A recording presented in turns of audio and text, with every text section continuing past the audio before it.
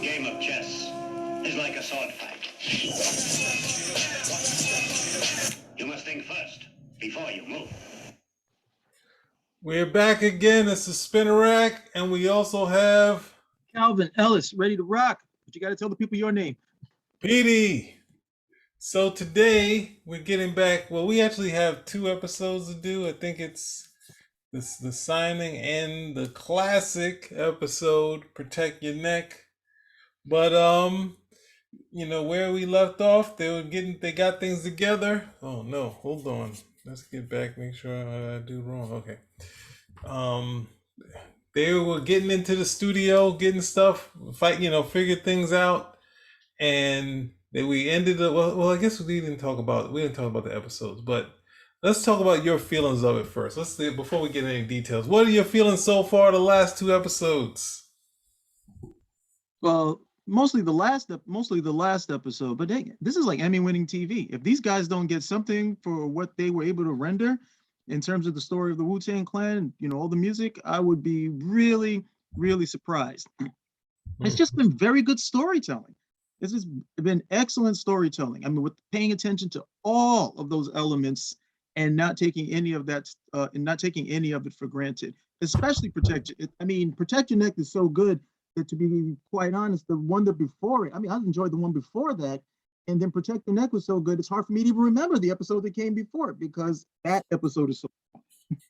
Well, that's the thing. I don't want, as great as it was, I don't want them to do that every time, because they kind of tried to do that with the trial where they had him sort of speak through music type of thing and trying to go there. And it's like, I want you to do it, but most of the time you kind of get into doing trying to do Endgame and Infinity War every time.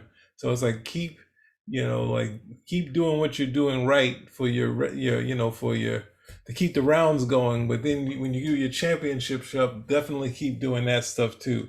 You got to have a little of both, like have the flash, have the thing, and allow yourself to do some more stuff like that, but differently, that sort of thing. But definitely keep us with our regular day-to-day grind. Well, that's what really drew me into the story, was just seeing the regular everyday stuff of these characters. I mean, ultimately for the beginning of the Protect Your Neck, that basically a simple setup of going between RZA and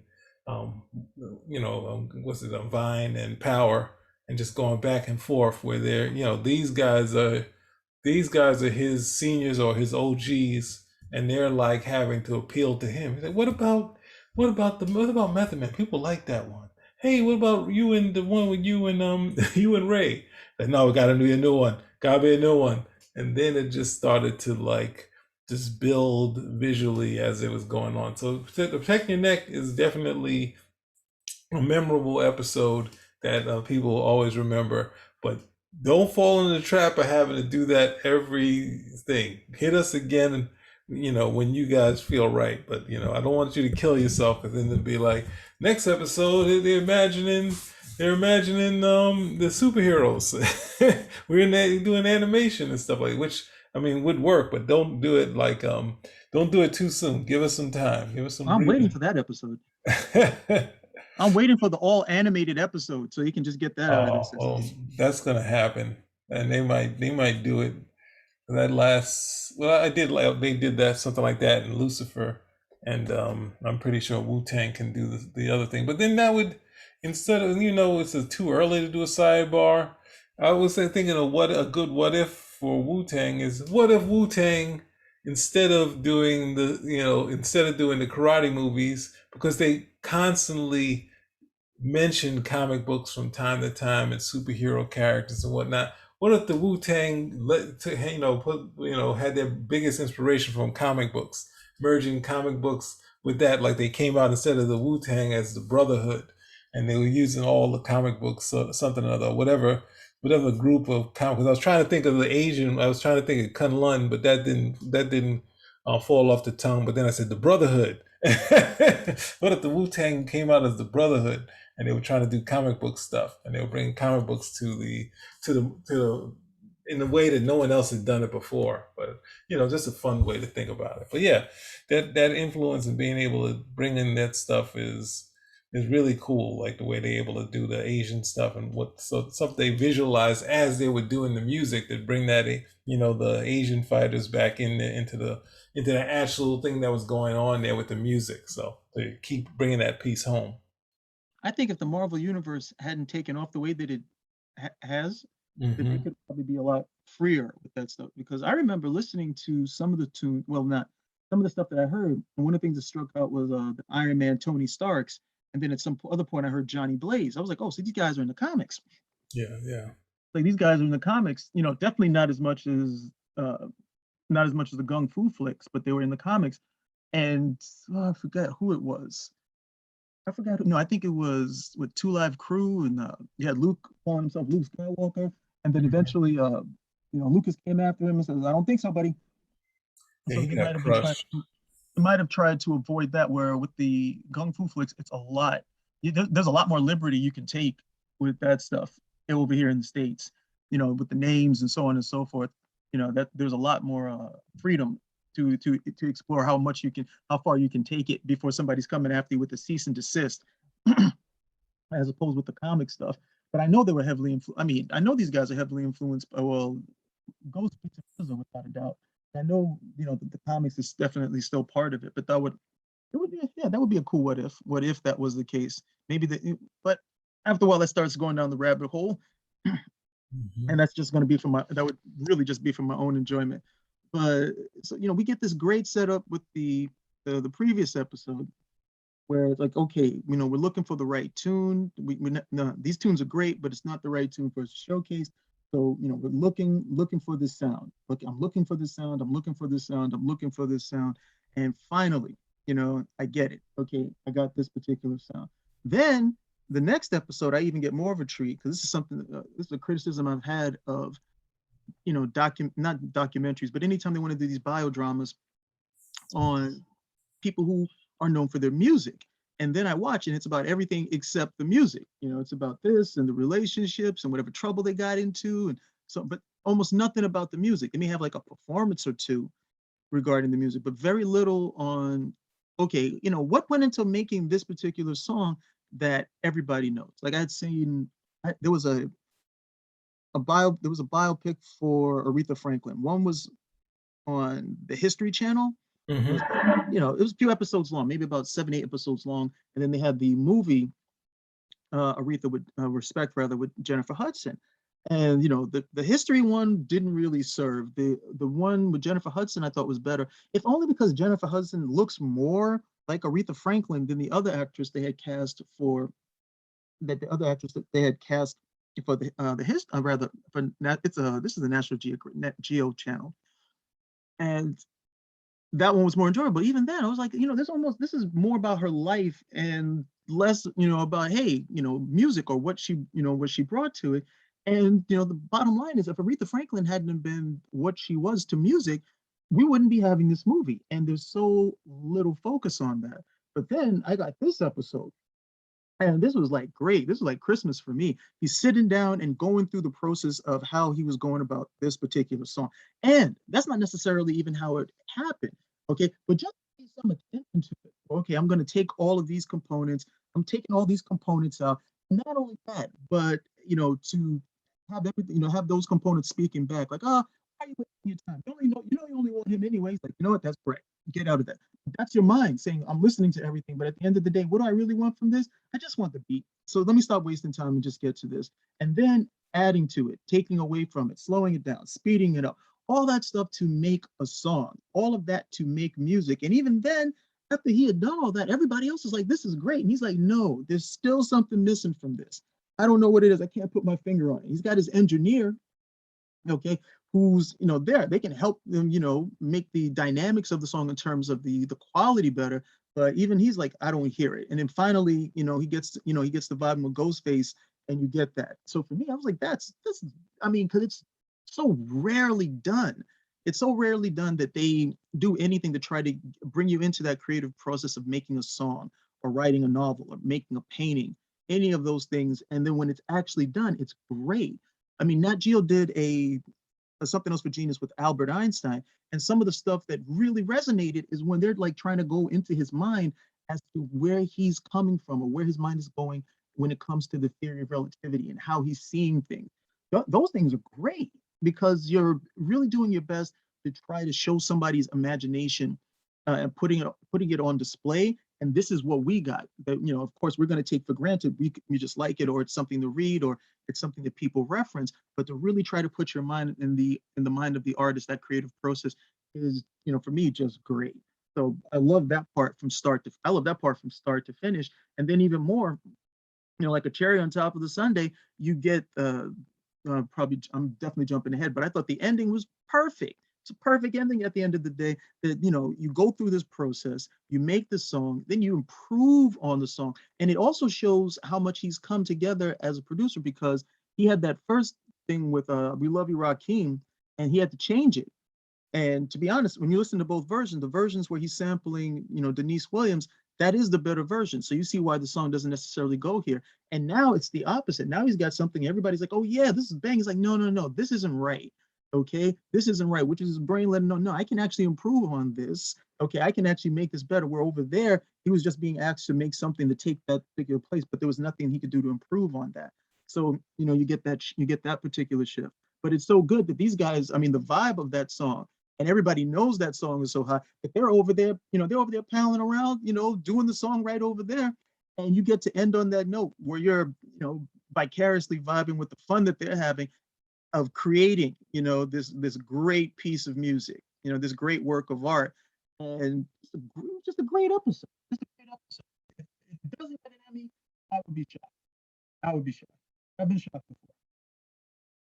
Well, the going into just keep in mind the one before it was them building studio, and it's like is a feeling of like completion, like they're gonna get to Protect Your Neck at the end of this because you see the thing before it next to it saying the next episode is Protect Your Neck, right? So they get the studio made, they're making music, they're all happy after all the struggle, the crib, all the struggle they're going, the phone and the electricity. I guess I don't know if we talked about it on, I don't know, we didn't talk about it on the show. We talked about it separately and the stuff ODB did to help them out. But then you get to the end and they're like, we can't play this. Like this isn't right. Like this isn't right. We have to come in and mix it in the studio. And it's like, what? More money? I just have Power get upset and then Power go all in. And but but then when we get the start of this one, it's definitely there's something RZA said in the interview talking as a director now, and he was talking about being a kid that he would be, like a head in the clouds, something he talked about like someone like the way he talked about Jack Kirby, like they're always sort of plotting things in the head. He said as a kid, he'd be in his head and he would like have something in story form, like a movie in his head and characters and all this stuff. And he was always doing that, and he was thinking that same way with the music. But he's like with the Protect Your Neck, it was like a comic book, and then when I get to some of these other pieces, this is like like a full on movie, that sort of thing. So it's like this trying to keep these things in mind. Like doing the album, I think the song was a comic book, and then the album was like a movie in his mind, like trying to keep a big picture aspect of it. And it's like this episode really got into like it kind of keyed into what happened before when he was in in the dark and he'd imagine stuff, and when he was out of town with his uncle, and they kind of connected that stuff where you see him early on, he's in his head. And so rarely do people, when they do flashbacks now, show the character in their head. They just say you see someone doing something like washing the dishes, and the next thing they're in a slave flashback, and it's like, what happened? They're like, oh no, people don't need it. We just know once it's a different setting, it's a flashback. Where before someone would be and then you'd have something to the past. And this one definitely had RZA's head and Bobby's head in the clouds, like sitting there and not really saying much, and then like all the heavy work is by Vine and Power trying to figure this out. But then you actually see the real heavy work is going in RZA's head, trying to figure out this song and this thing, and saying, no, I got to come up with something new. And that whole not just the visual process, because that's cool, but what's even better is he goes to the record store, and when you got dueling producers going and looking through records, and the next thing you know is that, oh, he was over there. What did he look at? What did he pull out? Go to the what did he just grab? And the person's like, I don't know what he grabbed. That sort of thing. So it's like that part about it, where it's like, even though we're looking at RZA, the guy who won, like at that point they're still rivals. And it goes into something that I think you guys said. A lot of times people say, and a lot of the Wu said, we knew it was going to be big, and you guys said, we ain't know what it was going to be, what it was going to do. We just we working on, we worked on it, and then we get some buzz, and then we did these showcases, and he said it this way: we were shaking babies' hands and kissing and kissing execs, and it's like, that's what you want. Yeah, I'm going with that one.